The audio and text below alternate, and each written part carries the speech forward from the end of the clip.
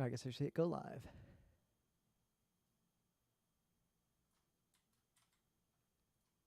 And pause that preview. It's Tuesday, August 16th, 2022. I'm Rim. I'm Scott. And this is Geek Nights. Tonight we are talking about casino games like craps and shit. I got a really nothing open event. You can start with that. Okay.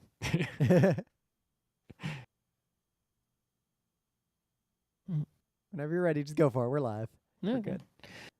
good. So being a person who has no hair, I mean, even when I had hair, I would often wear baseball hat. Oh, yeah. You Yeah. know, that's the thing I wear outside to protect my eyes from the cursed sun. I got a couple of baseball adjacent hats and a Yeah. bunch of bucket hats, too. I alternate between the two. Yeah. I think when I had hair, right, I had the fitted hat, right? It's not adjustable in the back for you not hat experts. Yeah. And you have to get a hat that's just exactly the right size, and they're usually made of wool, so you know they'll shrink, but they won't grow. So if you buy one too small, you're in trouble, and too big, it won't shrink that much, right? You have to be like exactly right. So you know, since the other problem is that a lot of the fitted hats in the front part, they have like this like buckram. It's like this white mesh kind of plastic deal, and it keeps the front of the hat up, right? So it doesn't like go. Yeah. See, most of my hats actually aren't like, because I don't wear baseball caps. I just wear caps with rims, so they kind of just collapse on the top of my head, and that's fine. Yeah. But anyway, once I had no hair, right, the buckram becomes an issue. Comfortable against a bald head. Right? That is true. And so I tried it. I heard that people would cut the buckram out of the hat. And I was like, to make it like collapse, but still have a nice wool fitted hat. And I attempted that on one hat and basically wasted a hat. That was bad. So I switched to getting the non-fitted hat, right? You know, just not the one with the snapback, right? Because that's, you know, cheap. The kind with like, you know, the cloth adjustable strap, right? I got one of those recently, actually. I got a hat. Emily got a hat that's just like a production hat that just says animator, and I got one that just says producer, and I wear it sometimes. Anyway, so I've had, I had a Mets hat and a Rangers hat, and you wear them seasonally, right? You don't want to wear a Rangers hat in the summer. That's weird.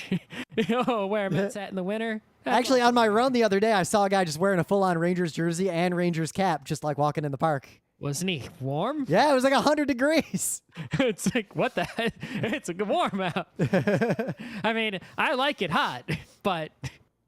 I like it hot because I'm going to wear shorts. A hockey jersey or nothing. Is like, it's not like a coat, but it kind of keeps you warm a little bit, right? Warm enough in a hockey. Oh, in fact, I have often worn a hockey jersey as a middle layer instead of a fleece when I'm skiing. Yeah. So anyway, my Mets hat is pretty old. And so it's all dirty and gross. Because another thing is when you have no hair, all your head sweat just absorbs right into the hat. Yep. That's disgusting. So I attempted to wash the hat. So I got, the Woolite and I went for the hand wash, right? And I got I watched some videos and people were like saying, yeah, take a toothbrush and you can scrub it. And I'm like, oh, I have many spare toothbrushes that will never be used. And I popped one open, right? And I attempted to clean the hat, thoroughly, right? Wait, it's the second hat?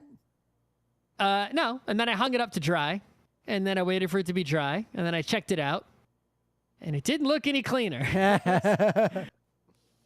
So I went to the store today while I was in Manhattan. I went to the Lids, and I bought literally the exact same hat. Like the same brand, the same hat, 100% identical, only new. And the hats are very different colors. The old hat is like black blue, I want to say. And the new hat is bright blue. This is a podcast, so you can't see it, but the dirtiness level of the old hat is now very apparent. It is extremely stark contrast. See if I avoided this because most of the hats I wear... Stark contrast between the two hat colors. Most of the hats I wear are black, or they're like a sports hat, like a boating hat that's made out of a weird material. Because you're old man, you wear old man hat. Yeah. Most of the other hats I wear are cycling caps where it doesn't matter how dirty they are because I put a helmet on top. Yep. Actually, the hat I wear the most is just it's a baseball-like cap from H&M that I just bought for like $5 a long time ago that somehow is not falling apart. Oh. So yeah, there's a ton of gaming news, and we skipped Tuesday's show last week, so we catch up on a little bit. But it's not a gaming season, right? Because it's the summer, so there's not a lot of sitting inside playing video games happening. So. Yep. And also without the conventions, COVID and everything, it's not like we're playing a ton of new board games like often enough to just have reviews every 2 weeks. But there is a bunch of gaming news. We'll start with there's a lot going on with Unity, the gaming engine. Like basically Unity.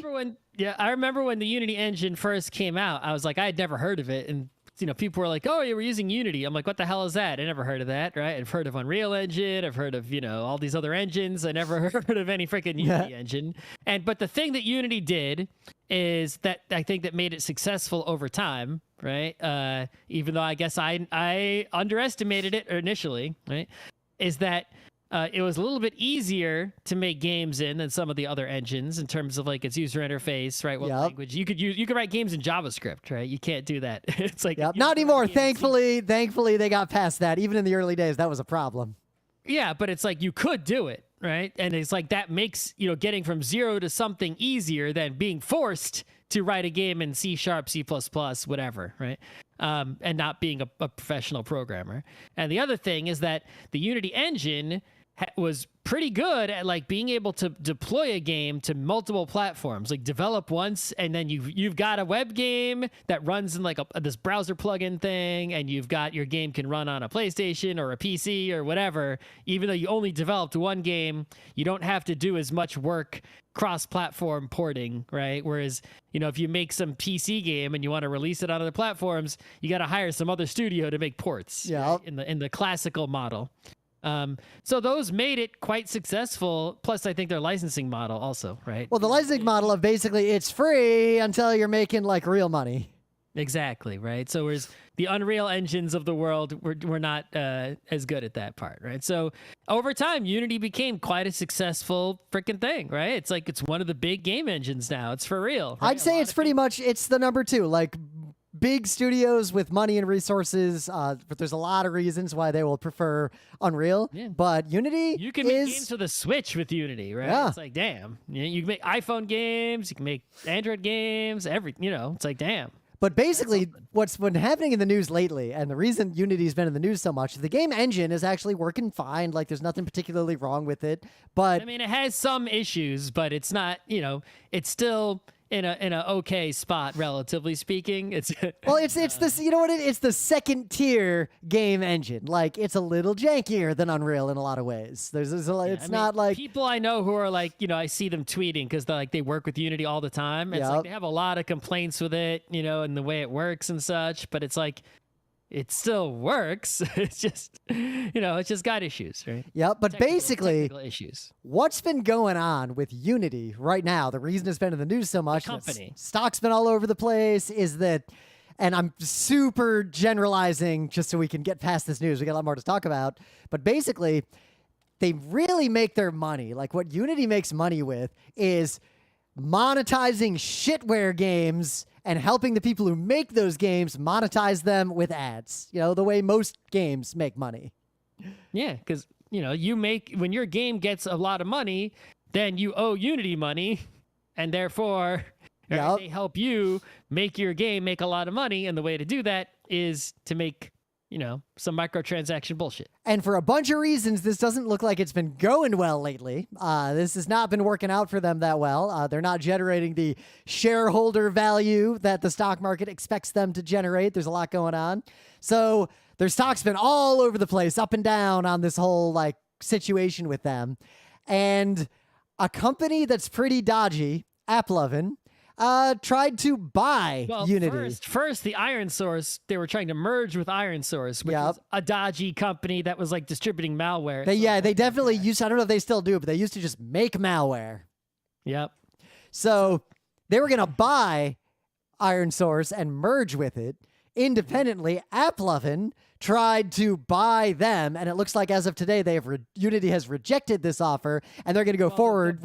The board recommended the shareholders vote against. Yeah, right? But the shareholders could vote for. They didn't vote yet. Yep, But Unity the board announced on says Monday. no, which usually means it'll be a no. Yep, the AppLovin offered to buy it for a premium over the current stock price, which is a relatively low stock price compared to where it's been historically. There's a lot going on here, and I think the meta story, the details of what's happening with Unity here aren't that important. I think what's important is that the number 2 game engine, like the one that almost everyone you interact with is going to use to make a game, really has no way to make money except via shitware monetization, just like everything else in the gaming industry right now. The whole industry. The games that people make with it make money this way, so therefore the engine has to make money that same way. Yep. What the AppLovin company does, as far as I can tell, is you make software and you want to make some money with bullshit microtransactions, and basically you just pay them and they take a cut and help you out with that. They just take care of it's like all you got to do is make some app. And it's like, well, I made an app, but I didn't build in anything into the app to make any money, right? Like selling coins or whatever. Hey, AppLovin, yeah. Here's my app. You publish it and make money with it, and then you take a cut. Okay, and they just do that. Unlike that's what normal publishers do. Traditional publishers do the same thing, but AppLovin will basically do it for anybody, as opposed to, being picky and choosy like normal publishers. Yep. So. And it really, like, poking through their website, like AppLovin, it is very much like, it's not a scam. It is just the skeeviest. Like, this is what is underpinning a lot of the games industry and a lot of the app world right now. Yeah, I had never heard of AppLovin before this, and they're way bigger than I ever imagined. Well, because people think that, like, these AAA games make all the money, but no, the games that make all the money are like absolute bottom tier princess tooth falling out with ads and gotcha, that kind of nonsense. Like, that is how you make money. Those games cost nothing to make and bring in some hefty pile of, gambling money, right? The AAA games cost a fortune to make, and they bring in maybe slightly more than a fortune, right? But, it's not as good a deal as making... Yep. If you spent all of the money you spent on the AAA game making garbage games, you'd get a much bigger ROI. But I guess if you are a game enthusiast, you're trying to make games, you're interested in games, I would not read into all of this as a reason to not use Unity as an engine itself. Especially if you don't have to pay for it. Exactly. Like, Unity is still a fine engine, and I expect that the company will continue to invest in it enough to make it succeed. It does have problems, but it works pretty well. This situation, I don't know where this is going. I don't know how it gets resolved. I don't really know what the future of game monetization is going to be, but it can't be what it is now. But I'm hoping this is a sideshow, because I do think one of the big futures that Unity could have is the same thing that Unreal has, where another big driver of these game engines being developed is to do things like how they made The Mandalorian, to make volumes and video walls for in-camera effects and real-time effects, basically replacing what we use green screens for today in a lot of productions. I always envisioned that, especially when Unity bought Weta, they got like a better render pipeline they're going to incorporate in for higher quality. Not so much for games, but for things like that. I could see a world where big-time movie and TV studios use some sort of Unreal technology to produce their television and do their effects, and the smaller tier, like B-tier shows, use a cheaper solution using Unity and a bunch of their stuff to do it instead. But it seems like... No. We're clearly heading to a world where someone goes to make a TV show using Unity, and then the TV show has microtransactions. I mean, really, we're heading toward a world where the temperature is so high that there's no humans left, and the last app gets its last monetization hit. No one can play any games on their phone because their phones just overheat. It's like that terrifying cartoon everyone saw as a kid, where the World War I, the animals take over after the last 2 humans die in World War I, but the last 2 humans were just playing some app game, Princess Teeth Fall Out.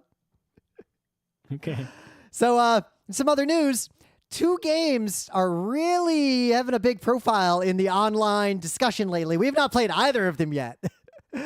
But there is Cult of the Lamb, which has had a big buzz for a while, but the marketing blitz around this game seems to have just stepped up like crazy. Yeah, and then there's... seems like... Yeah. Oh, you want to talk? Okay. Oh, and then there's MultiVersus, which I am deeply suspicious of for reasons Yeah. we'll get into. So these two games are just the hot games right now. They're so hot right now. Oh my God, right? So the Cult of the Lamb game appears to be some combination of Animal Crossing, but also twin stick shooting maybe. Yep. And like, but the styling of it is very, sort of dark, spooky. You're running a creepy cult kind of deal. So that's what I've heard about it. I might try it. Depends how much it costs, right? But yeah, it's build a town but also try to succeed, unlike Animal Crossing where you can't fail. Yeah. And the multiverse is just Smash Brothers, except you have Warner Brothers Cartoon Network characters and LeBron James as one of the characters as well. So it's a little bit of Space Jam. Yeah, it's interesting. My suspicions. I'll play MultiVersus because it's free, and I want to be able to talk about I it. was a kid, right? This is the kind of game that your friend whose uncle quote worked at Nintendo would make up having played on a Neo Geo. When I was a kid, Shaq Fu was its own game. We didn't have Shaq Fu with the other. It's like Shaq Fu versus Mortal Kombat. Yeah. I mean, a lot of people have attempted to make Smash clones with varying levels of success. None of them remotely close to actual Smash Brothers. Yep. But this one is A, free to play, and B, it seems to be going down the Fortnite road. It's like, this looks like Fortnite Smash Brothers. And you know what? That could succeed, right? Because Fortnite was really just, accessible change business model version of PUBG, which is a more serious game. Yeah, but also better game design aimed at players having fun instead of competition. There's a lot going on there. I think Smash, the difference between Smash and PUBG, right? Is like PUBG is intended to be what it is, right? Yeah. Smash is sort of accidentally hardcore. Yeah, right? Smash was not intended to be a game that people have like serious esports competitions in. Right. It's like, because it's the people who make Smash are not, taking the competitive people into account, there just ends up being, right, this sort of competitive way to play it that's sort of incidental, accidental, right, that's there, which is like, if anyone is actually trying, it's like, if anyone actually trying to play it competitively, well, then it's no longer a fun, silly game, right? But if those people didn't exist, Smash Brothers would just be a fun whatever game. MultiVersus, I don't know if they're trying to make it competitive or serious or not, right? I highly doubt it, because I feel like this is the kind of game that is going to go primarily on it's free with whatever microtransactions and stuff they do, just like Fortnite does to get kids to pay money, coupled with kids will be invested in the intellectual property of like whatever, like they're into Steven Universe. They can play as Steven Universe and have him fight Superman. Yep. And somehow Superman doesn't just win. It's like, I know Steven Universe has a lot of powers, but it's like, Superman, unless Steven Universe has a kryptonite gem in his stomach, one punch and he's going to be, Gibbs everywhere. Right? Yep. It's like, well, we'll see. Because on one hand, I am deeply suspicious of any game that is free to play. That is not necessarily bad, but it is often a warning sign, because game has to make its money somehow. And if you're not paying money, they're getting money from you somehow. You got to think about that.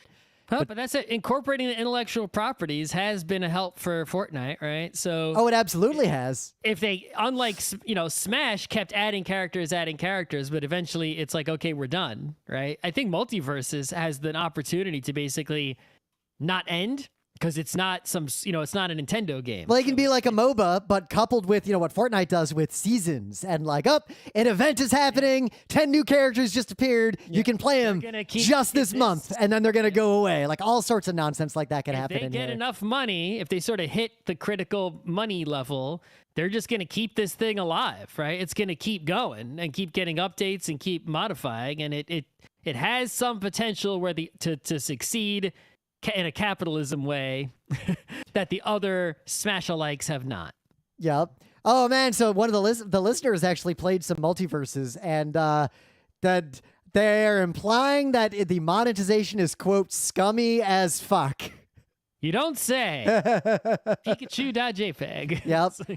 Because it's free to play, like I am more than willing to play it enough so we can do a real review of it at some point.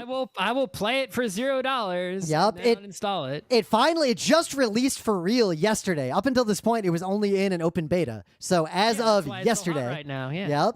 So we'll see. We'll play it. We'll do a review of it. We'll see if there's something going on here. But for me to play it beyond what it'll take to do a review, it would have to be more fun than Smash, because the one thing about platform fighters like this is that I have personally never found them fun unless I am playing in the same room as the other people. Like, that is where the magic is in a game like this. And at least for me, like playing Smash online always felt kind of weird and hollow. Kind of like playing fighting games online, unless I knew who I was playing with directly and I was friends with them, always felt a little like not as fun. It's true, but Nintendo's really bad at the real-time online game. Oh yeah, so there's no way to play Smash online or even in person with multiple Switches effectively. Like, but the Multiverses might not have that problem because it's like, PC game. Like the online play might actually be decent. Yep. With low enough latency. Who knows? But I would suspect they are definitely planning to absolutely cram this thing with characters, because as long as they keep making money, I think they're just gonna keep it going. Yeah, well, especially because they have defined classes. Like there's 5 classes of characters that'll have similar movesets, and every character also has a horizontal, vertical, or hybrid, I guess, directionality. Like what way do they like to fight? So I bet we're going to see like 50 characters that all are basically the same, but are just the different skins. Yeah, they'll be crooked slightly so. Yeah. We'll see. We'll play it. We'll do a review of it. Cult of the Lamb, I expect I'll play too. I still really want to see a fighting game where, it's asymmetrical on purpose, right? And it's like, even the One Punch Man game, it's like they balanced it out because Saitama takes forever to show up, right? Yeah. That matches the canon of the manga, right? Anime. Yeah. But like, give me the Superman who punches and most opponents just explode, right? But what are you gonna do in that game? You play what? Everyone's Superman? It's just Superman punching invincible Superman forever? Well, no, because you got to make it make sense, right? There'll be a Batman with kryptonite. It's like, okay, so I'll pick Batman. Oh, okay, well, now I'll pick someone who's stronger than Batman, not as strong as Superman, right? It's like Wonder Woman's going to beat Batman. She actually has powers, right? And she doesn't give a shit about kryptonite. It's like, so you can mix it up in that way, right? So there's a little bit of rock, paper, scissors going on, right? And plus, you can throw in some other god tier characters. There's people who are stronger than Superman, right? Let's see, Superman can't catch the Flash, right? Flash can just run away until time runs out. Here, make a versus FPS. So far. Make a versus FPS. It's just Superman versus the Flash. That's it. One of you is running around like Doom Guy trying not to get punched, and one of you is Superman just trying to punch the Flash even once. And that's the entire game. It would be fun to play such a game with random characters. Anyway. Yep. So some other news. There have been, of course, a huge number of sexual harassment and racism and other cases in a ton of different video game studios, as is the open, known thing. There's been sexual harassment and racism everywhere on Earth that humans have been for millennia. But games... including video game studios. But video game studios definitely have a higher than average concentration of it for a lot of reasons. But a lot of nerds like to act as though Nintendo is somehow exempt from this or immune to this. And there is a story breaking today at noon talking about a huge and terrifying amount of sexual harassment that Nintendo of America's QA testers face.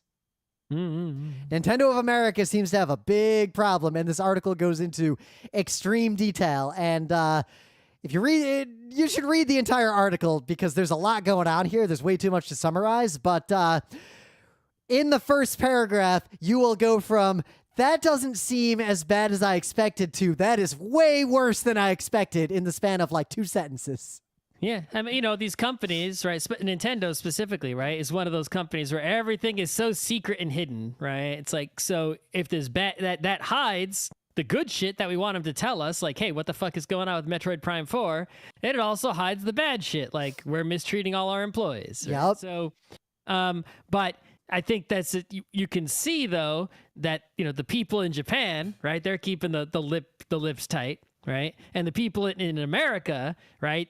I don't know if people know this, but you can read about this. Nintendo of America sort of had these two levels of employees. There's like the real employees and sort of like the second class of like contractor, not real employees. They'll have like different colored cards, and they can't eat at like the Cafe Mario. Yeah. They're sort of like second-class citizens, even though in many cases they're working full-time for Nintendo, no one else, right? But they're just technically not full employees, and they don't get the same benefits, right? Yeah, but if you've never encountered this, it is super common in every industry. Yeah. But, the people who have the good card, right? The real employees, quote real, right? They're not, even if bad shit's happening, there's a strong pressure incentive for them not to say anything, right? And then a lot of the people who aren't, they want to become, right, the other, they want to upgrade. So a lot of them will keep their mouths shut. Yeah. It's only down in the QA department, right? That's where, right, it's like far away from power, the loyalty decreases, right? It's like they know they're not going anywhere. They're just coming there to test some game. They're not QA people in Nintendo of America aren't even testing the game. They're testing the localization of the game, right? So it's like they're way down, and they're, A, more likely to be mistreated, and B, more likely to report the mistreatment due to like, what do I have to lose? Right? So, yep. And of course that's what happened. But, the fact that it's that culture, right, of any company comes from the top. So the fact that it's happening down there makes it very suspicious and or likely that it's actually, part of the culture throughout. It's just the structure of things is going to make it very difficult for any of the problems anywhere else in the organization higher up to ever be revealed. Yep. And an interesting sort of sidebar here is that part of where all this harassment is happening, and it's not just Nintendo, but this is a good story to highlight it, it's in the unmoderated collaboration spaces within large companies. A lot of the less obvious sexual harassment isn't in person, and with remote work, obviously that's driven that too. But like in person, it's a different form of harassment. It's responded to in different ways. Companies tend to have more policies around dealing with it when it comes to light.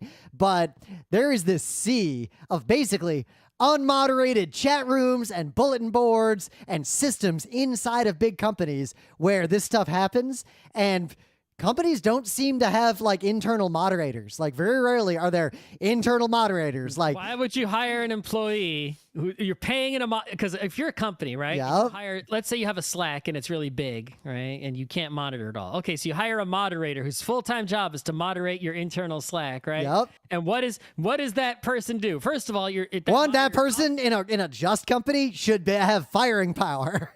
Right. But that person, A, costs you money to hire. They're an employee, right? And do they make you any money? No. They cost you money because all they do is get employees fired, and you have to hire new people. Arguably, though, they would make you money because they would fire the shitty, toxic employees, thus making your company more successful and be able to retain better talent. You also would stop driving away good people, but nobody makes that calculation.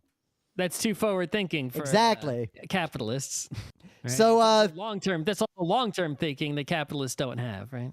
Yep. So this article gets into a lot of details, and if you should read the entire thing. It's going to teach you about what's going on in these unmoderated spaces. It's going to teach you how Nintendo is not really better at this than other companies, especially when it comes to sexual discrimination and sexual harassment.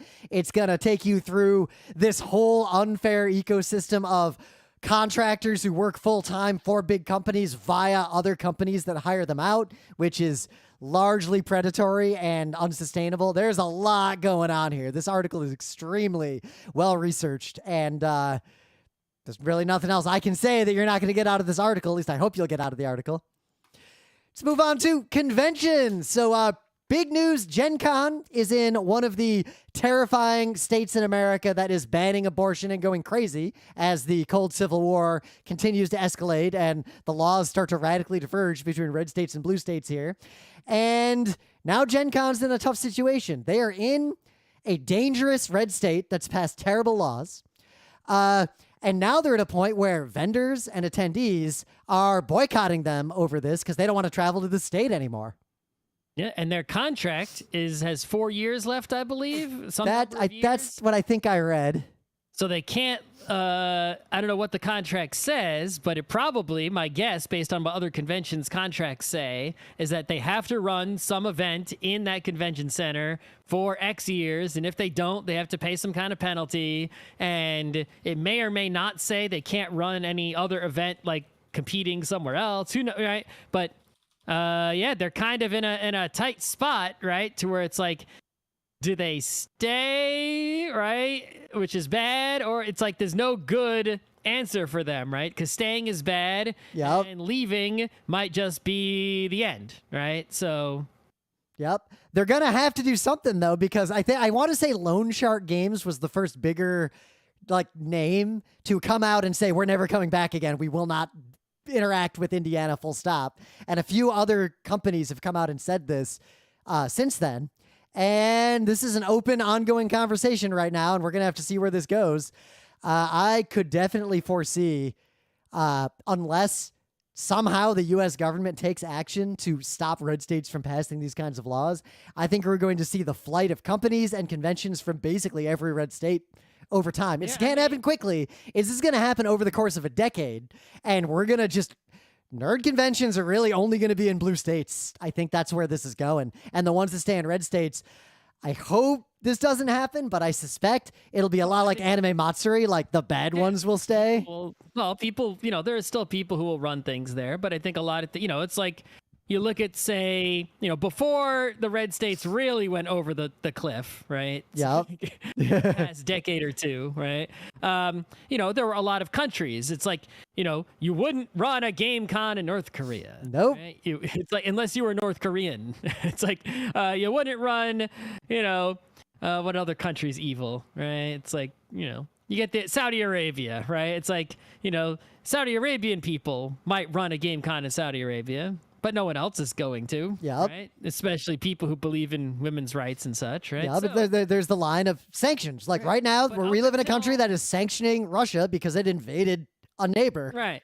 It's like, even though the people there may not, some of the people there, but even though, many of the people there actually are, Saudi Arabia, there's probably tons of nerds who are perfectly chill and are not, evil, or they don't support what their government's doing in any way. Just like all the nerds who live in red states and don't support what the government's doing in any way. That's just where they live. Right?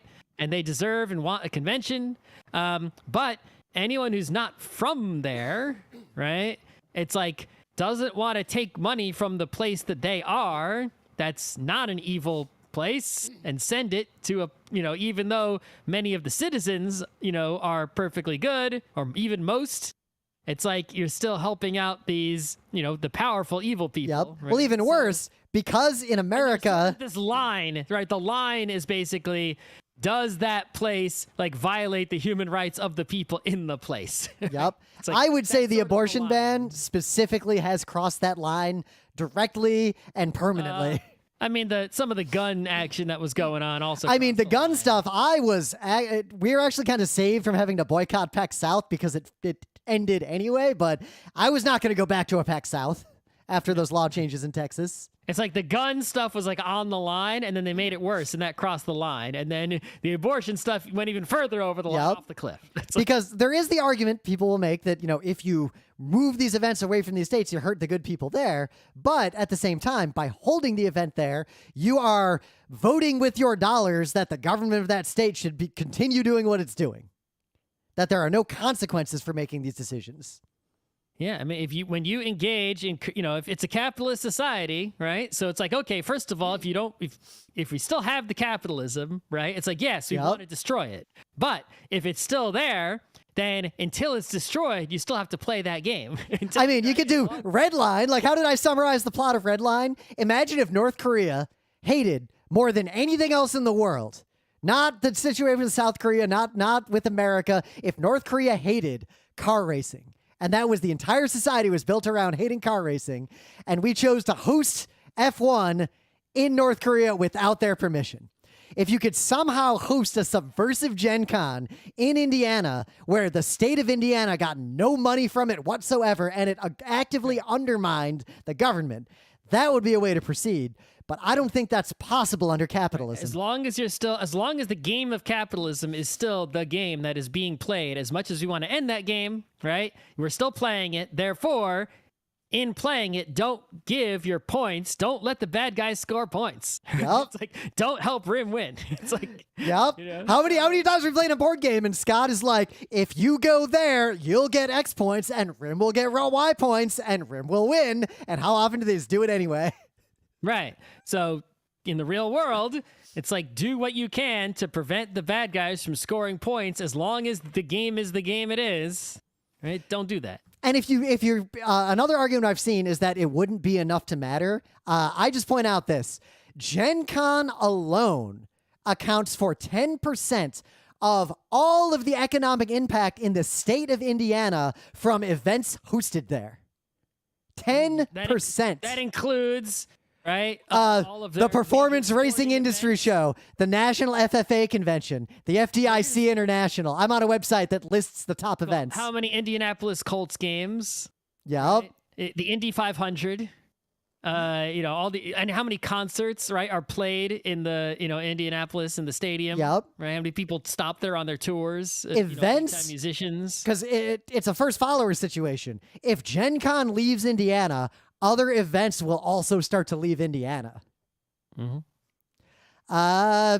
And we'll see what happens. Meanwhile, TwitchCon actually did something really good. They had announced they undid something bad. Well, so first, they did what pretty much every convention out there except PAX and MagFest and a handful of others are doing, and they gave up on masks because, the entire society gave up on masks. The CDC gave up on masks. Like, that ship just sailed. And TwitchCon basically was like, yep, masks aren't required anymore. And there was actually such an outcry from the partners and the attendees and the guests that they backed down. They're going to require masks at TwitchCon, which I see as a win. And they're also going to require vaccine or negative test. Yep. I mean, we're in a weird situation because we don't have a new multivalent booster yet, but the one thing we do know is that the anecdata seems to show that mask cons that actually enforce masking have way less COVID afterward than unmasked cons. Except for some reason PAX East this year. Yeah. Well, PAX East didn't have a huge number of cases, from what I can gather. It wasn't great. Yeah, I mean, it wasn't great. Someone literally died. Yep, but there's no good stats. That they definitely got at PAX East. Yep, the problem is there aren't stats to track on this anymore. All we have to go on are things like people self-reporting or people, admitting they caught it on social media. We don't have real data to show. All we can base this on is, meta-analysis, and the only meta-analysis we've got is that cons that fully require masks definitely seem to have far fewer cases than cons that don't require masks. It's all kind of moot because I'm still not going to cons in this environment except in and out to do panels. I would definitely not go to TwitchCon regardless of the masking situation. We've gone on for 40 minutes. We should probably move into the main bit. Things a day and everything. Let me order some food here. All right, you order some food. So much chat. Lots of chat today on the stream. What should I get here? Ask that chat that's so large what I should eat. All right, chat. What should Scott order? If he's gonna order food for dinner before we do the second half of the show. If I were you, I would get Thai. That's what I would feel right now if I had to choose. You're not feeling Thai? No, maybe. Gotta get a milk flour. Get a pizza. We just had a milk flour. Just have another milk flour. Milk flour. Just double milk flour. I was there. The listener wants you to order food for them too. So where are they? Where is the listener? Ethiopian. I think there's some Ethiopian places that deliver to us. I don't think there's an Ethiopian that delivers here. I think I'm going to check the old Grub Hub right now. Oh, Machina Cafe, Eritrean Ethiopian Eatery. Where is this? Oh, that's the one that pops up for me too. Yeah, where is it though? Is this 3647 30th Street? Oh, look at that Chicken Tibbs bowl. This place actually looks pretty good. Never knew it existed. Neither did I. Where is this? Dorowat, Beef Tibbs. It's in a. If you look on Street View, it's in like a glass and windows place. It might be a ghost kitchen. I think this looks like a ghost kitchen. Yeah, I am still somewhat untrusting of ghost kitchens because I've seen some of the trailers they're operating out of.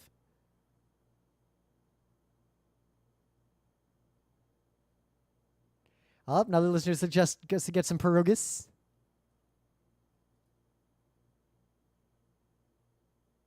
They got. Do we even have that? Make a decision soon. It's Brooklyn pierogies pre-order for tomorrow. Let's get the Chinese food. All right. Well, I'll wrap up this last little bit here. But the most fascinating thing to come out of this is that after Twitch made this announcement, there was a counter backlash from the shitty people who attend TwitchCon, who are now, they're saying they're boycotting it, which frankly... Go ahead.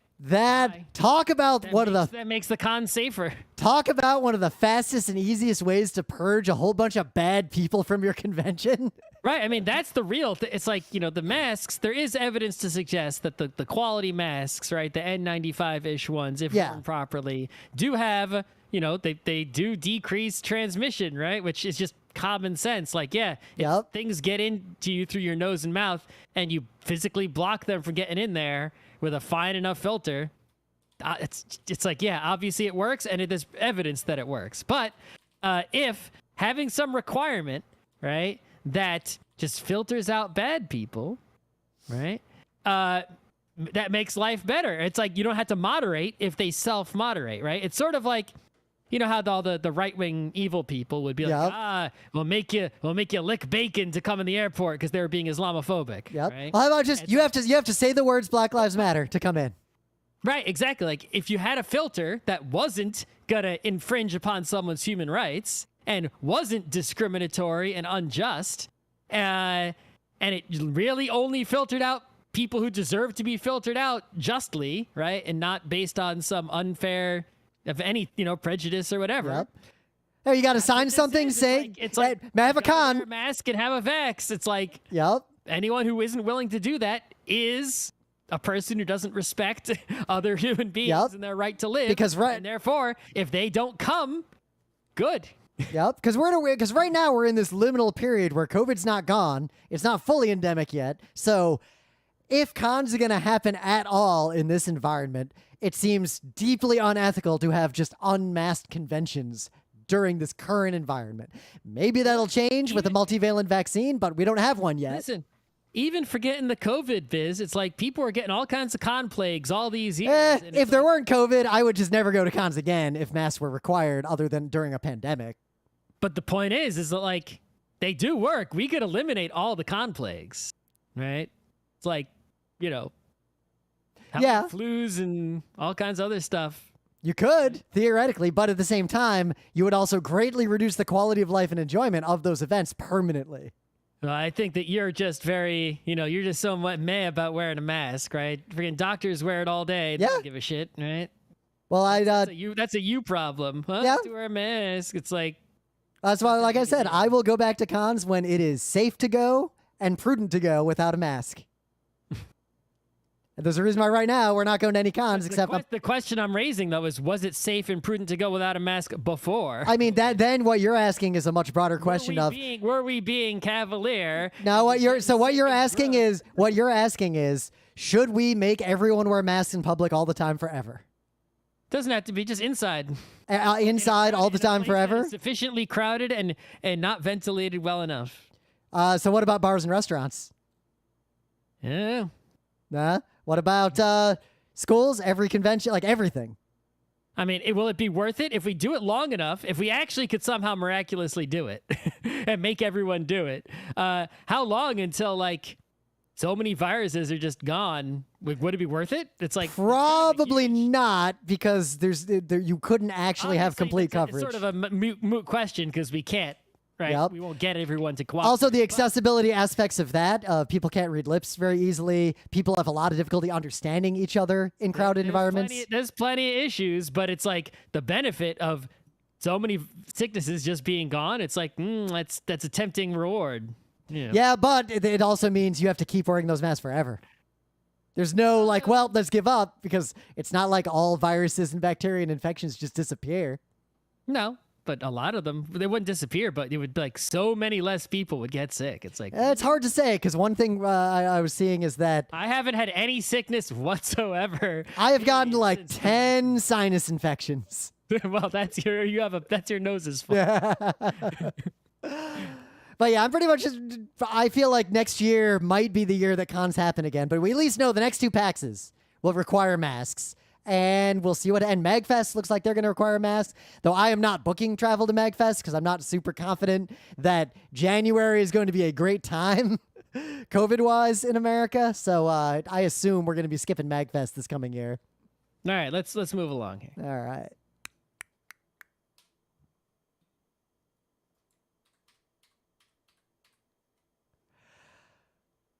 But anyway, things of the day. So this video, the item that they make is beautiful, but the process is the point. This is an 8-minute and 30-second long video that will take you through the process of making an extremely beautiful blue jelly cake, night sky jelly. It looks like a gem. It's amazing looking, but the process of making it is equally amazing looking. It's basically an art piece. The person making it is using all glassware. They've got light filtering through it. This video is the kind of thing you just put on in the evening before you go to bed and just watch it start to finish.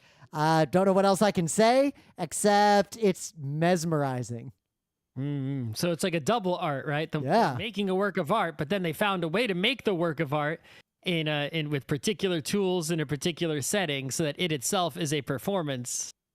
Exactly. Which is itself art, yeah. Okay. Like a concert I saw a long time ago where 2 dudes were painting random crap on big canvases on either side of a stage while a band was playing with them. And over the course of this, their paintings, they ended up bringing the 2 paintings together and putting them at a weird angle, and suddenly an image emerged that wasn't obvious from seeing them separately. And they did it all as part of a single song on stage. All right, so there's a big, if you don't know, there's a huge community of nerds that love, making keyboards, mechanical keyboards, right? You buy switches, you buy caps, you can make custom boards, all kinds of stuff, right? I've not seen too many people make custom mice. I mean, I feel like what I would do is take apart an existing mouse and build new components around it. Sure, you could do that, right? But it's like, I've seen, there's a few obviously, but it's like, it's not common, right? Custom gamepads, really common, right? Changing out the shells, all kinds of stuff, but not too much in the custom mouse department. Well, here's a GitHub repository someone made that they're actively working on it. And in here, they've got everything you need to make a mouse from basically scratch, right? We're talking the circuit boards, we're talking, 3D printing the enclosure, we're talking driver software. It's like, everything that is necessary to create a computer mouse. This is like the foundation. And we're not talking regular old boring mouse, we're talking gaming mouse, right? So I could see this being the start of like a explosion of custom mouse making, right? It's like, none of this having, people who are really into, computer stuff, the same people currently buying mechanical keyboard caps would no longer buy a Razer mouse or a Logitech mouse, right? They'd all make a mouse, and that would be pretty sweet. I would love that, especially if those mice just have this nice open source driver. You don't got to install some bullshit Logitech software to go with your mouse or whatever. I mean, you don't have to. My weird Logitech mouse does just work without that weird driver. Sure, but there's features that... It does. I do install the driver because I use those features. You can access those features without the driver, but you have to do it by fucking with the mouse itself, which is super annoying. Depends on the features, depends on the mouse. Yeah, like I remember I programmed, when I first got this mouse, I programmed all my settings into it rather than installing the driver. But then when the mouse died, I had to reprogram them all again, so then I installed the software, and I could save all those settings on the computer in a file that I could import into a new mouse. I'm looking forward to the day where we can do custom trackpad, right? That's like, that would be really sweet. But what, I mean, for aesthetics, just take an existing trackpad and put a different, like, casing around it. It won't work. What do you mean it won't work? What are you gonna... You take like an Apple Magic trackpad and put like a sticker on top of it? No, not on top of it. Like, so what, you just want to replace the surface? Like, what are you gonna do that's gonna be better or different than an existing trackpad? I mean, you could choose even a mouse. No one's gonna make a mouse that's different. They're just gonna make a mouse that aesthetically looks different. They're not gonna make a mouse that functions differently. The texture, the colors, the material. You know, there's a lot of factors there that, you know. I don't know if you have a lot of choice in the texture, considering how those things work. There might be some choice. Some. We'll see. My counterpoint is I feel like this is gonna be a little too niche and never really kick off, except among mega nerds. We'll see. You know, someone just designs, you know, a board and enclosure, and then, you know, they do the mechanical keyboard people, they do these group buys, right? Where they put an order in, and then when enough people order it. So it's like, you just need one person to make a design, and then they put the order in and do the group buy, and then eventually everyone gets a mouse. Yeah, well, it'll be interesting if someone designs, because the thing that I'm most interested in mice, like the internals, they're fine. All I care about is the shape of the mouse itself, the physical form factor.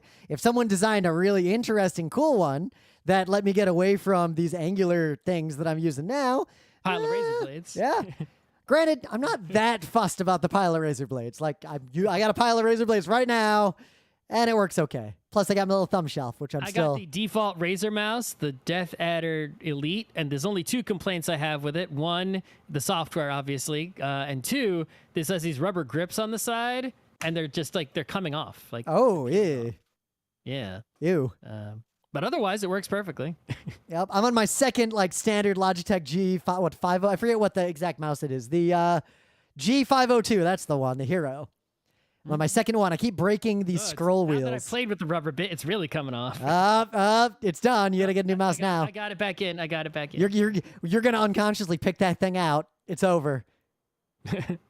As soon as it's pickable, you're gonna pick it. No human could resist that. When did I get this mouse? You're thinking about picking at it right now. It's a 4-year-old mouse. I await the day we're gonna be playing some video game. You're like, wait a minute, give me a second. I just picked the thing off my mouse. Anyway. In the meta moment, the Geeks Night Book Club book is Binti. We should do the show. I assume you're not going to read it by Thursday, so 2 weeks from now we should do the show. It's a short read. We'll see. And then you get to pick the next book. I did tell the listener what the two choices will be for when I pick the next book, but I almost want to divert, and because I've never actually read all. I mean, there are a billion books in the world. The odds of me choosing any of those two books for my two choices are really low, but they're not non-zero. Oh yeah. I haven't chosen two books yet, and I don't know which two that you are thinking about. It's mostly that I want to see what your immediate reaction is to the choice. Okay. When the time comes. But the book club book right now is Binti. Otherwise, I will be live at PAX West 2022 on Sunday, September 4th at 12:30 p.m. in a mask, because PAX not only just requires masks for all the attendees, even if you're on stage, you got to wear a mask. So doing a panel. Considering that's only a couple weeks from now, there is a 0% chance I'm going there. Yep. So I'll be there for that. Emily's got some stuff going on. And otherwise, we'll be spending most of our time outside of the con, bumming around in Seattle, because I'm not super into playing board games in masks in a crowded, loud convention center. I think I can wait on that a little bit. I think that's all we got going. I know the website's coming along. We'll do a show on Thursday on something. And let's get right into the main bit, casino games. Yeah, we've talked a lot on this show about and elsewhere about, you know, evils of gambling, right? You know, luck in games. Yep. You know, casinos are bad, but we've never actually done a show about the games of chance that are commonly played in casinos, right? So like we're the games specifically. Yep. So we're gonna review like Slot Machine as a game or Craps as a game. I think Slot Machine is definitely the number one game, right? So Slot Machine is an awful game. You push a button and it either says you win or you lose, and that's it. It's like, you know, and in some ways that's just awful. But in other ways, it's pure. It's not the pure original One-Armed Bandit isn't lying to you. It's like, hey, right.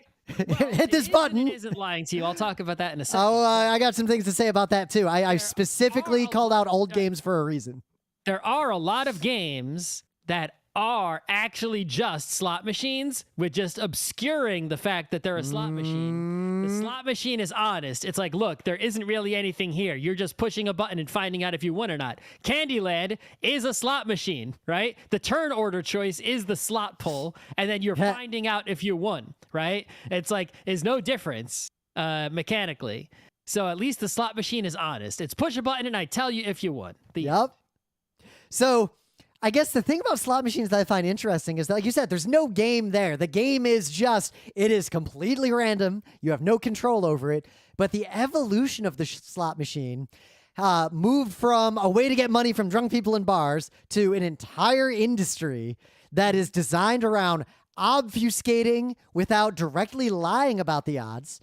And I've noticed that a lot of the popular slot machines seem to... In regulated casinos. Yeah, they give you... talking about regulated, non-cheating casinos. Yeah, but they give the player a lot of false choices. They give you a lot of options that modify the odds in some way, but like are you betting on all 3 lines or all 5 lines or all 7 lines? Like, you can put in all these options. How fast do you want to lose your money? That's what that's asking you. Yep. Because when it comes to it, any game of pure chance, especially when the odds are against you, which in all casinos, the odds are against you. That's how the casino makes money. The VIG will always be there. The casino's always going to win in the end. Your best strategy, if you are gambling to win money, is to bet small amounts so that you can persist gambling as long as possible until you are ahead enough. Lines is basically almost identical to betting 1 line 5 times. Yep. Right. It's very close. Right. I don't want to say it's exact without doing the math on it, but it's you're basically just losing money faster when you bet more. Right. Yep. The one thing that's evil about the slot machines, especially modern slot machines, is, let's say, for hypothetically, you have a $1 slot machine. You put in $1, you pull the lever, you find out if you won or not, right? Now, let's say you get, I don't know, 3 cherries, right? And that's a jackpot, and it pays out like $1,000. Yep. Right? Well, you just won $999, right?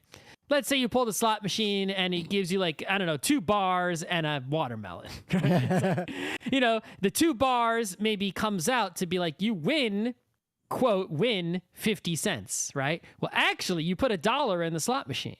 So you really lost 50 cents, right? Slot machines, as they are designed today, pretty much universally, will never say you lose, right? They'll at worst be like, they'll be silent, like, you didn't win anything. If you win 50 cents on a $1 bet, it will say, congratulations, you won 50 cents. It's like, you didn't. You lost. You lost 50 cents, right? Because you put in $1. If I was in charge, I would make it illegal, because this is the psychological manipulation. The slot machine should only be allowed to indicate aesthetically or literally a win if the win is greater than the amount wagered, right? But they would game that. You would win 5 cents over and over and over again. Sure, but that means you put in $1. If $1.05 comes out, you won 5 cents. Great. True. Good. That's much better than winning 5 cents when you actually lost 95 cents, right, on your $1 bet. Well, Another thing is, I do appreciate the aesthetics of slot machines, especially modern ones. Like, they're hella fancy. But I remember like the last time we went to Atlantic City was right when all the holographic slot machines were all the rage, and everything were like these beautiful art canvases, kind of like the art on the back of like old pinball machines. That's just beautiful. But they're a skin on a Garbo game, just like some terrible platformer that happened to have a Blues Brothers skin on it on the SNES.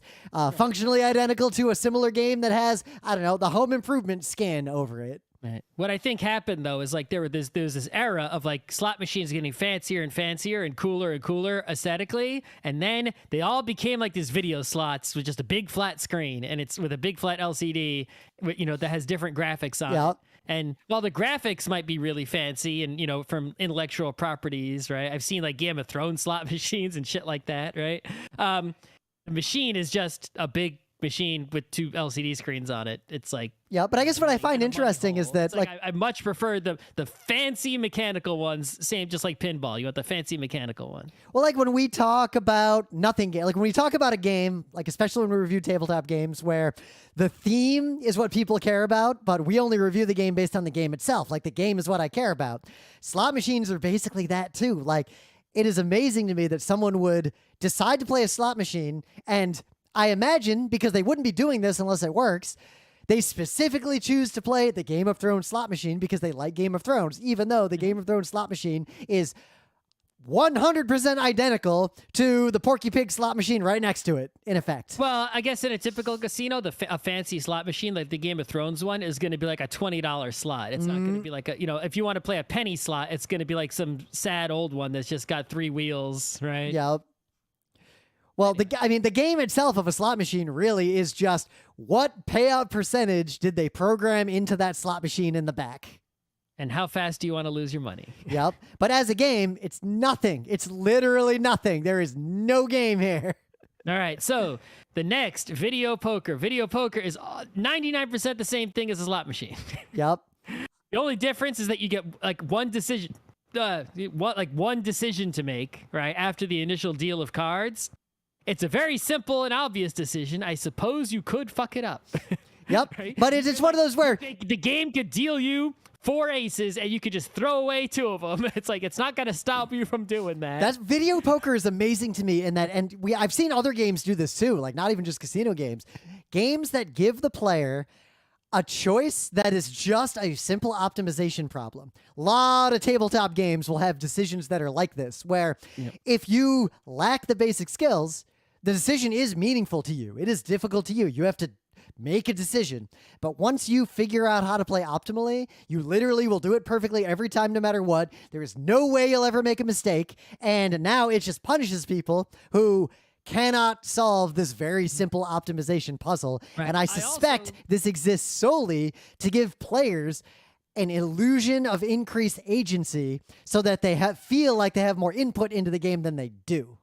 I think it is a literal illusion. I'm not 100% confident because I haven't Googled it yet, but I am 90+% sure that the decision you make on the video poker gambling machine doesn't actually matter. Like the game is just using the same random number generator as a slot machine, deciding how much it's going to pay out, and just like, if it's decided it's going to pay out a jackpot, it's like you could just throw away all 5 cards and the next 5 cards will be a jackpot. And it's like if you threw away 1 card, well, then it would be it's like no matter what you do, I think it's going to sort of force the result that it is decided. If it decided you're going to lose, it's like you're going to lose. I don't think it has like a virtual deck of cards that it's legitimately shuffling. I could be wrong, but that's my guess, is that it's the same thing as a slot machine, just with a skin that makes it feel like you're making a choice that matters when you're not. I mean, it would have to be something like that, or else you couldn't guarantee the right returns to the casino. You couldn't guarantee your VIG the right way.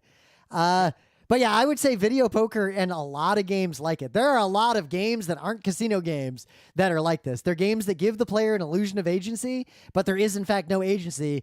Video poker is just a slot machine, and a lot of those games are also just a slot machine.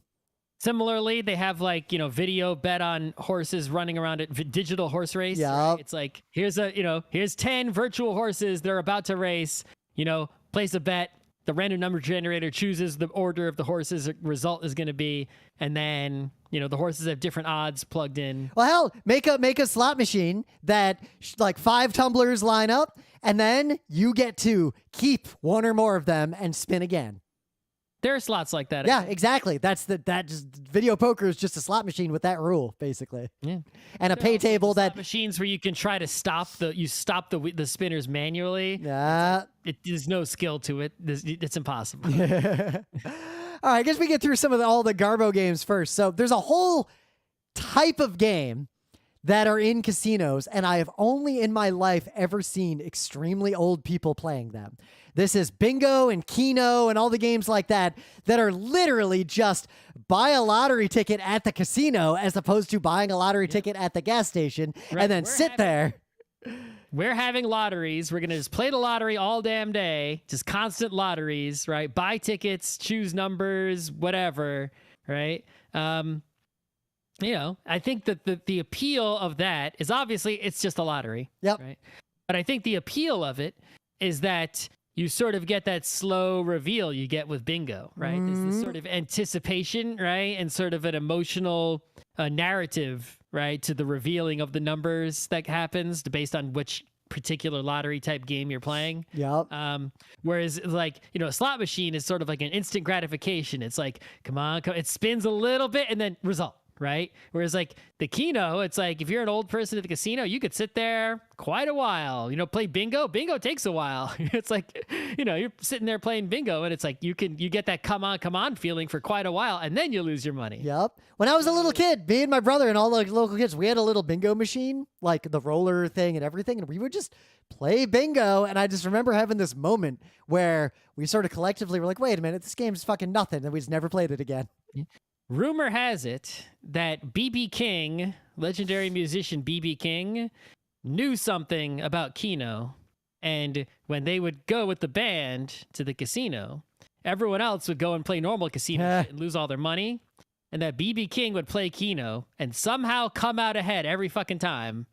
I don't believe that's the case, because Keno's, unless the casino was crooked or they knew it was BB King. It's like, but that is a legendary tale that even though I don't literally believe it, I guess I can believe it in my heart. Well, you know what it could be. So Keno, unlike a lot of other games, we're not talking about casinos and payouts on this show, but Keno, apparently many casinos used to have a much lower house edge on Keno. And but it's not regulated. Like, you can pick whatever house edge you want effectively. According to Wikipedia, as long as you're public about it. The house edge ranges from 4% to 35%. 35%. Okay.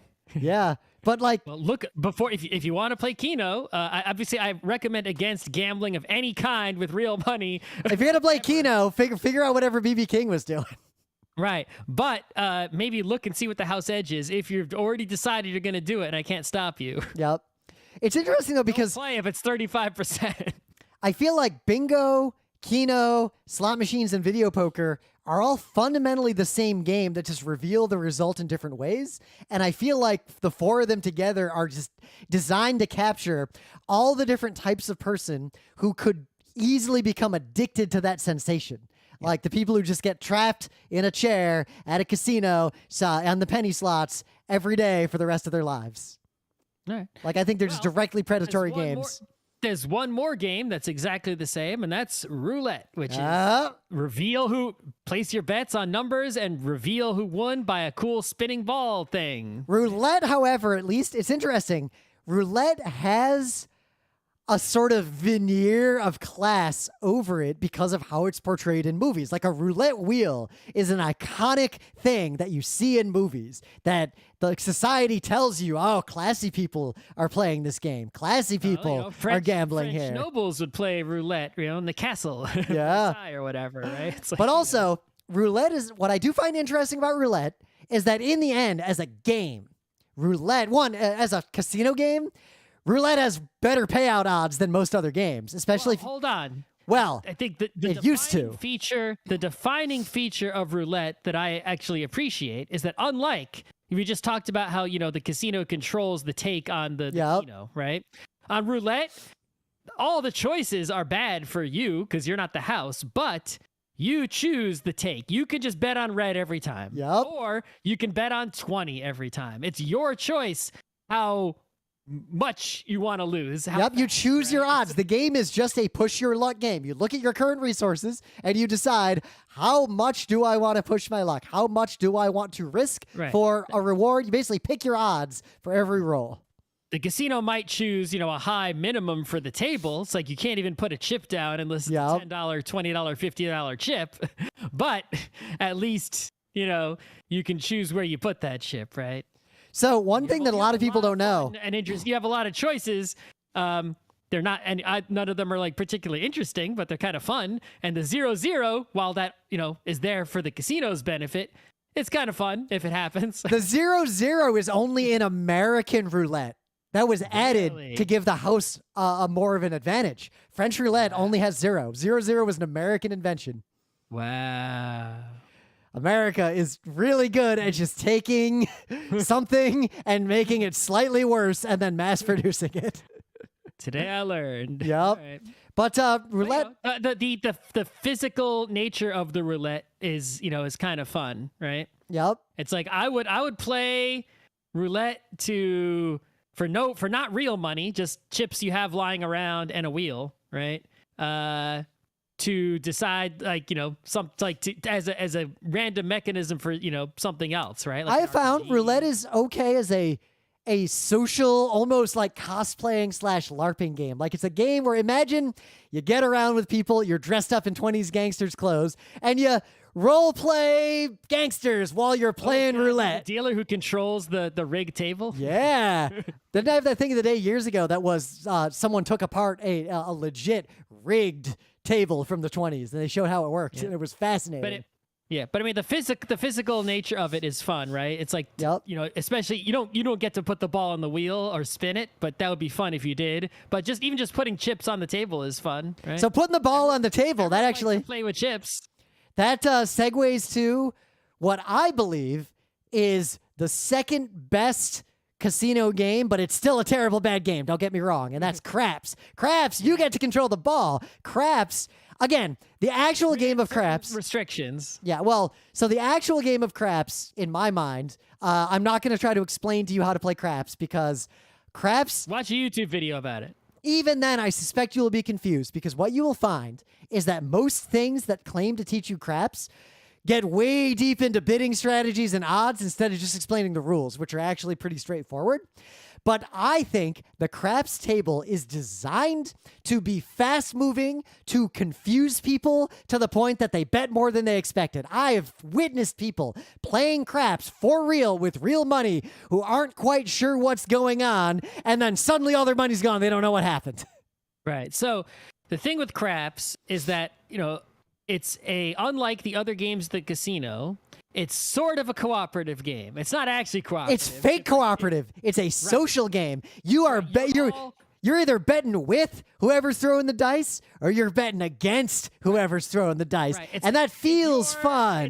It's not like you win more. It's not like you're actually cooperating. It's not like if Rim wins, I win, right? Well, we're all betting on the same. Most of us, right? Most of the people at the table are betting for the same thing to happen. yeah, basically you're all betting pass. Betting different amounts. Everyone's betting different amounts, but most of us want the same thing to happen. So if that thing happens, everyone at the table wins. So it's sort of like when you're at a sporting event and you all want your team to win, only your team is just dice.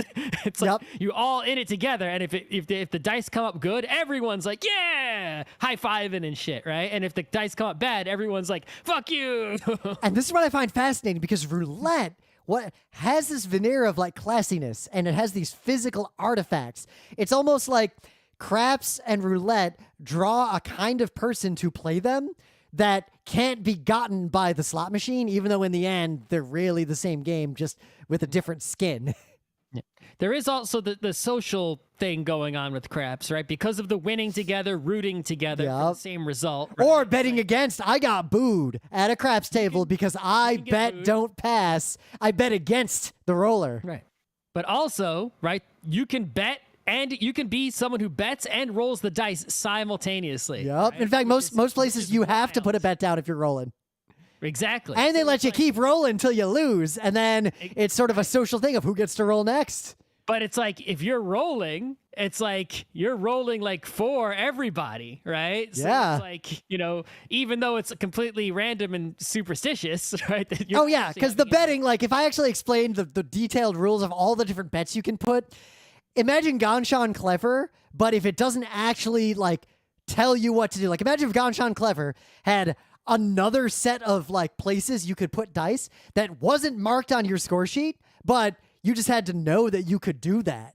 Craps has shit like that. But when you roll the dice, they force you to roll these casino dice. They're not rigged. Yep. Right? Usually even worse, they will usually present to you like 5 dice and you pick which two you want to use. And if you mess up and like if at any moment you like accidentally like conceal the dice and no one can see them, like they'll be like, hey, right? They'll like there's no way you could possibly swap out the dice for some rigged ones, right? Yep. They'll be like, and then when you throw them, it's like throw them however the hell you want. They must, in order for the dice roll to count, the dice have to go all the way across the whole table.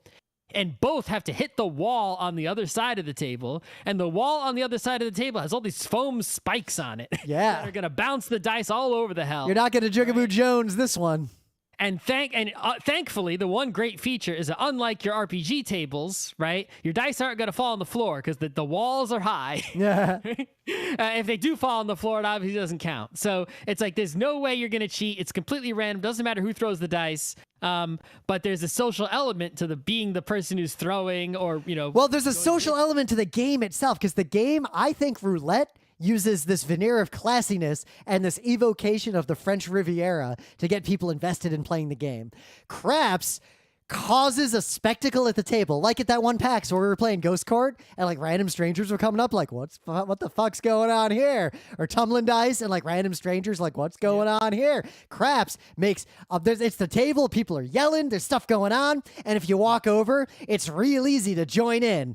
I've seen people like, oh, give me some chips, and they put them down. Oh, now you bet, you're in. And the game has like increasingly complex advanced bets you can make. I don't know how any of those work. I do know how they work, and I'm going to know how the normal one works, and that's enough because I would never bet on anything else. I have played craps in real casinos on a number of occasions. I would not do it again. I haven't done it in over a decade. Fuck this shit. But craps basically, I think, is designed to get people to start playing and not fully understand what's going on. Like, they understand I'm either betting for the guy rolling the dice or against the guy rolling the dice.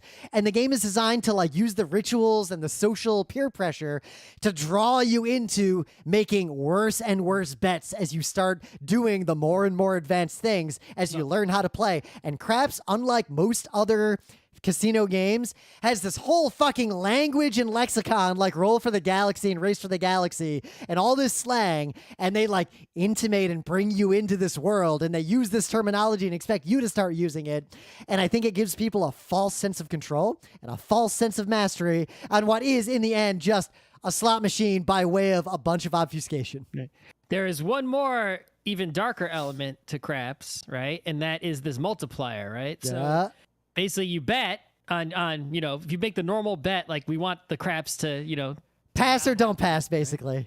Right. And then after, if you get the first number down, we really don't want to explain the rules, but if the first number happens, which means okay, it's possible for us to win.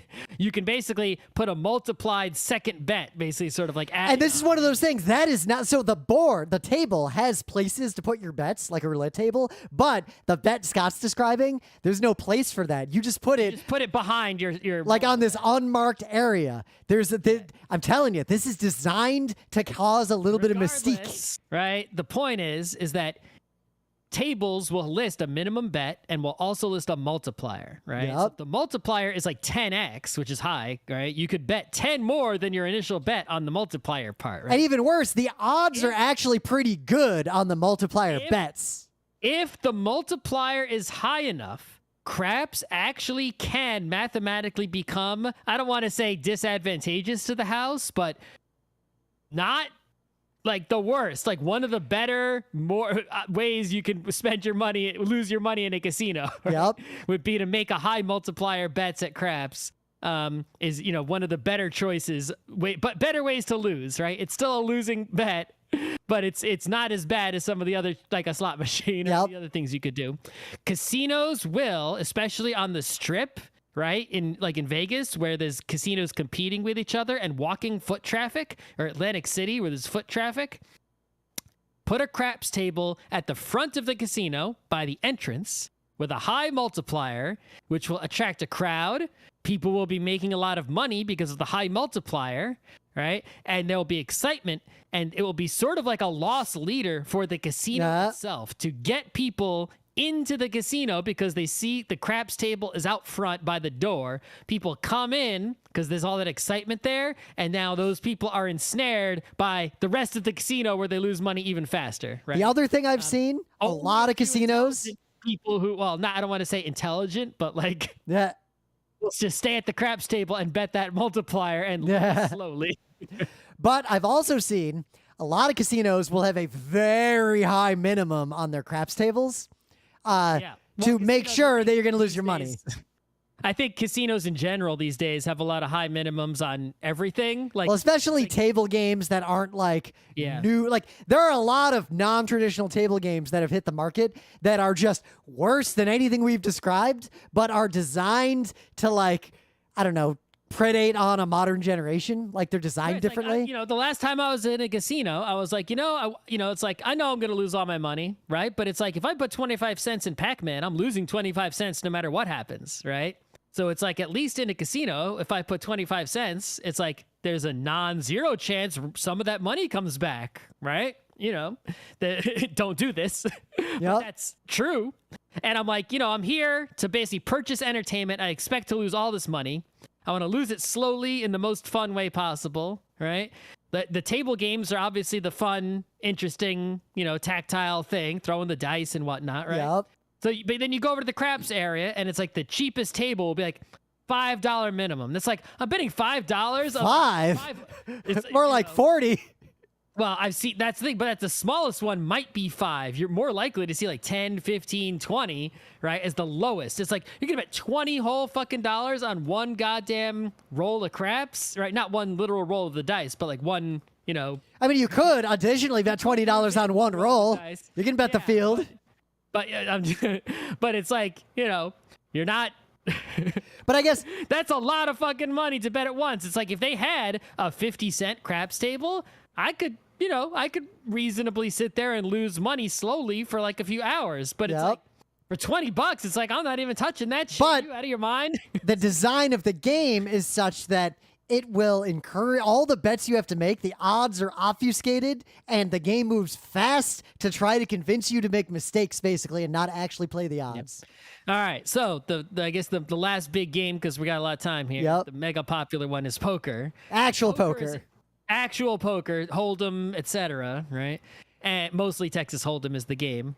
And the interesting thing about Hold'em is that you are not playing against the house. You are playing against the other people you're playing poker with, and the house is basically taking a cut straight across the board because they are facilitating the poker game. They're providing the table, the dealer, the cards, the making sure no one cheats, etc. They're providing this service.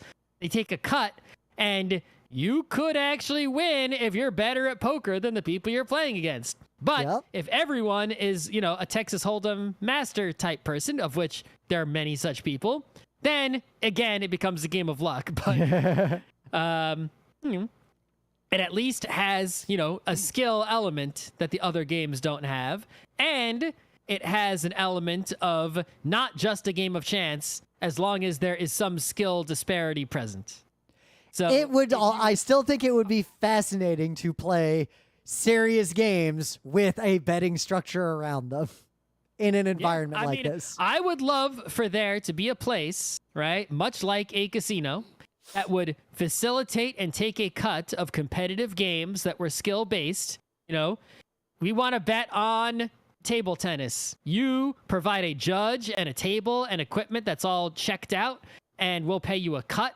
And me and this other person are going to bet on our game of table tennis, and you're going to take all our money and give the money to the winner to make sure there's no shenanigans.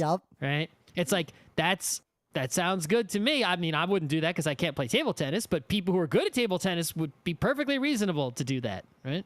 It's not a casino where you're guaranteed to lose. You're betting on your own skills. It's not really gambling. It's not a game of chance. Yeah, but if you take the betting out, if we're just reviewing the games, poker is... I would just pay for someone to provide equipment and judge a game that had no prize. Yep.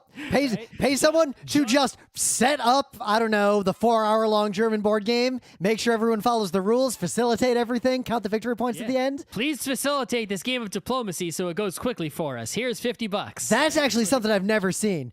That is the high-class board game cafe. It's basically like a casino. There's no gambling, but there is a like a pit boss at every table, like running everything. You're paying for facilitate. I would love that, right? So poker, Texas Hold'em is the closest you get to that in a casino.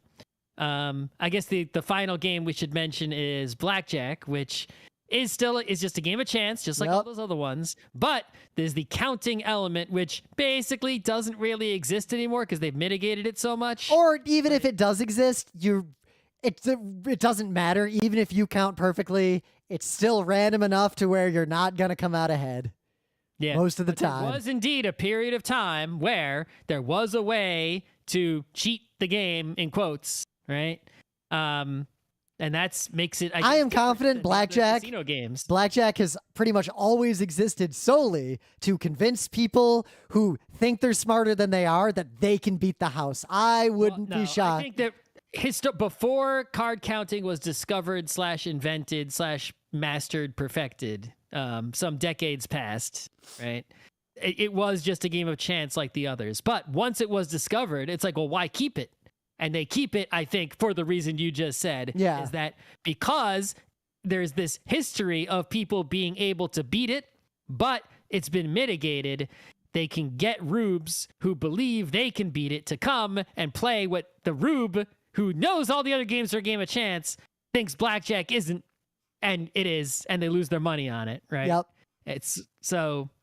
I guess Blackjack as a game bluff by the house to keep the blackjack tables. Blackjack as a game is interesting in that it's a good game for kids and a terrible game for adults. Because if you play single deck blackjack with kids, there's actually like kids will learn a bunch of strat. Like I used to play Grandma would deal blackjack for me and my brother, and we'd play with poker chips, and it was actually pretty fun a little bit. Yeah. Until we learned how to do math. But also Grandma didn't follow the normal casino rules because in a casino, the dealer has rules. They have to hit in certain situations. Like they can't just play at their own discretion. They're following a playbook. Grandma just played to win. So if you had Microsoft Entertainment Pack for Windows 3.1. Oh, yeah. It came with a blackjack that was called Dr. Blackjack, which before Microsoft bought it was called Professor Blackjack. I remember Dr. Blackjack. Is this from like the early 90s? And Dr. Blackjack was just video blackjack against nobody on your computer with Windows 3.1, but it would teach you how to count cards. It just showed you the count the whole time, right? And so it's like, if you read the instructions, you could actually practice counting cards using Dr. Blackjack and then go to a casino and lose all your money, because by the early 90s, when this came out, card counting didn't work anymore. So. Yep. But I guess the game itself is... my Chinese food is here. All right. I think we'll just stop. Doo-doo.